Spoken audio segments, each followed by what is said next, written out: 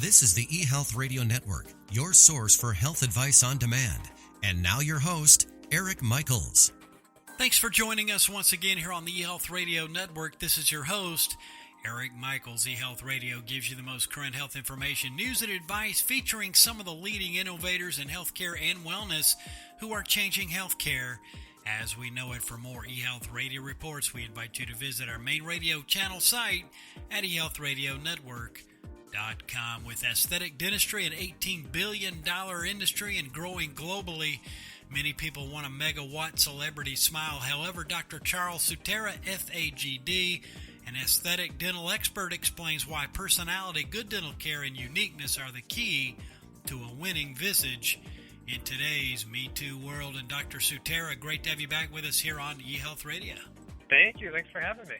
It certainly is our pleasure. Now, I understand aesthetic dentistry, like we mentioned, is an $18 billion global industry and growing at that. Why are we seeing such a rising interest in this type of dental care today? Oh, great question. So I think people are starting to realize the value of a smile. We now know how important our expressions are and how health affects our psychology. I mean, I consider the smile the gatekeeper of our confidence.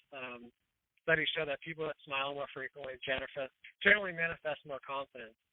So I use celebrities as a common example because most people can easily relate. And you look at someone like Bradley Cooper. Early in his career, he played very small roles that, the characters weren't very confident people. They smiled less, and he generally played a darker type of character. And then you see him in a role like The Hangover in 2009. He plays a character with extraordinary confidence and a charming smile, and he smiles way more in that movie. And that's when he really became a leading man. And I think the smile had a huge impact on that. Smile has a huge impact on how we perceive ourselves and how others perceive us. And mostly it can affect our career and our confidence and breed success in ways that, just kind of manifest through our confidence of how we perceive ourselves. Certainly quite interesting, and your example is right on. Good stuff there. And tell us also, are there health benefits to a better smile? Well, I've never seen an unhealthy smile that looks incredible. It's usually the beautiful smiles are paired with health. There's huge health benefits to improving a smile. I think one of the biggest things is gum health. So gum health is a much more important principle than many people tend to think. Recent studies have shown periodontal disease, which is also called gum disease, has links to some pretty serious and dangerous health effects. Many people wouldn't expect, studies to show gum disease is linked to things like Parkinson's disease and Alzheimer's, but that's what the research is showing. They're showing a link that, gum disease and Parkinson's as well as Alzheimer's are showing a direct correlation. We don't really fully understand it yet, but that's pretty serious stuff that, just from your smile and the health of your smile, it can affect some pretty serious things later in life. There's a study out in Harvard that was conducted that shows people with gum disease are 2 to 3 times more at risk of having a heart attack, stroke, or other serious cardiovascular events. And that's stuff that, we hadn't really thought of, decades ago. It's more recent research that's pretty serious that we hadn't really realized even existed until very recently. So taking care of your gums is really important investment in your overall health that people are becoming more and more aware of. I got to tell you, that's certainly some eye-opening information. I'm sure you've definitely grabbed the attention of the audience with some of those details there. Now, also tell us, with social media and the spotlight on celebrities more and more, is there a perspective you'd like to share on the pressure to have a perfect smile? It's huge pressure. I read a study that 48% of people have untagged a photo on Facebook or Instagram because they didn't like the way their smile looked. That's a lot of people that, a little bit embarrassed or bashful about their smile that, may or may not be justified, but it's something that can be improved. I consider the smile the focal point of the face. So it's one of the first things people see when they interact with each other. When we think of celebrities, though, it's this false belief. There's this belief that many people feel that celebrities have these flawless smiles, they're perfect in every way, and that's not really the case. Beauty is not so much about perfection as it is about harmony.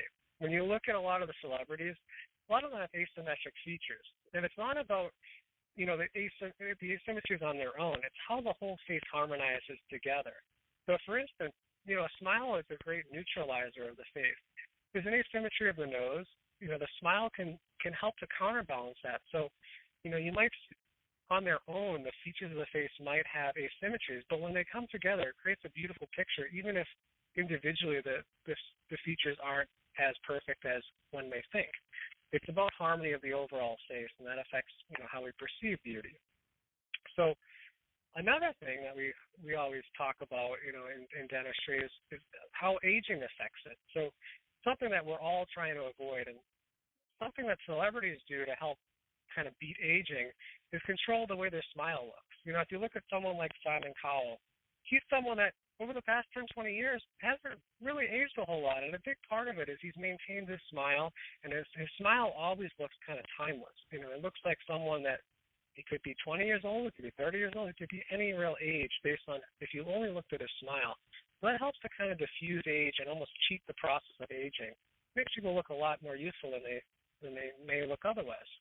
Certainly appreciate your input there, and that means a lot coming from you. Today we're speaking with Dr. Charles Sutera, the founder of Aesthetic Smile Reconstruction, a leader in delivering advanced multidisciplinary dentistry here on eHealth Radio's Cosmetic, Dentistry, and Health News channels, a part of the eHealth Radio Network. Now also, Dr. Sutera, what are the key dental care steps people should take to ensure both good health and a better smile? Great question. So I know we talked a lot about beauty, but underlying beauty is always health. Health is beautiful. So a big part of cosmetic dentistry going forward, I think, is definitely focused on blending beauty as well as function. So function matters. I see so many people that have these beautiful smiles, everything's perfectly aligned, great color, but they have headaches, they have soreness, they clench and grind their teeth, and it creates a lot of different issues that just beautiful teeth on their own aren't necessarily great for function. So I think going forward in dentistry, we're going to place a lot of focus on, creating a beautiful smile that also fits within the confines of the structure of the patient's face and how the jaws open and close, and pay a little extra caution and attention to that, because we're seeing TMJ issues on the rise now. And I think a big part of that is, people are tinkering with their smile on their own. Maybe over the years that they've had dentistry done, that things start to change the way things are functioning. And now dentists are really starting to pay attention to, all the changes we make in the man-made world, how that affects, human nature and the function of the whole complex of the jaw. So that's something that dentistry is really focusing on now. Also, another question for you. I noticed that you have the designation FAGD after your name. Can you explain what that is as part of your overall background? Of course. So it's a good principle to understand.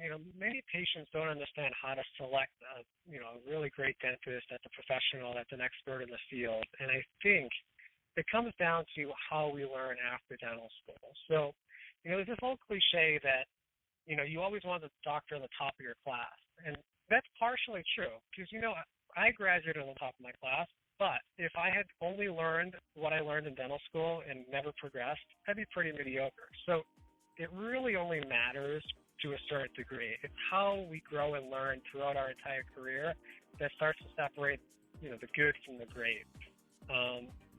So what we have out there is the different accreditation associations. One of them is called the Academy of General Dentistry, and they do a fellowship program. It's called Fellowship of Academy of General Dentistry. And what that does is kind of verifies that the professional, is continuing their education and maintaining certain standards that are above, what the industry average is.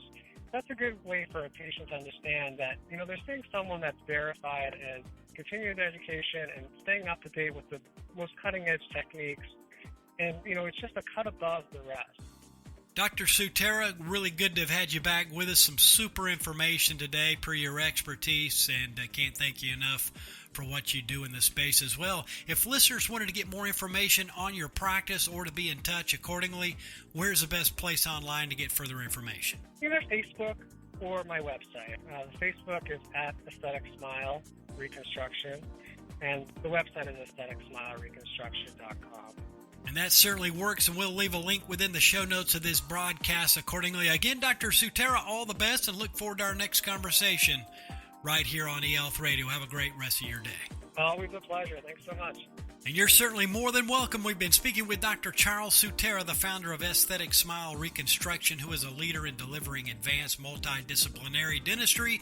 And for all the details, visit aestheticsmilereconstruction.com. And again, this has been your host, Eric Michaels, and we do thank you for your continued support of the eHealth Radio Network.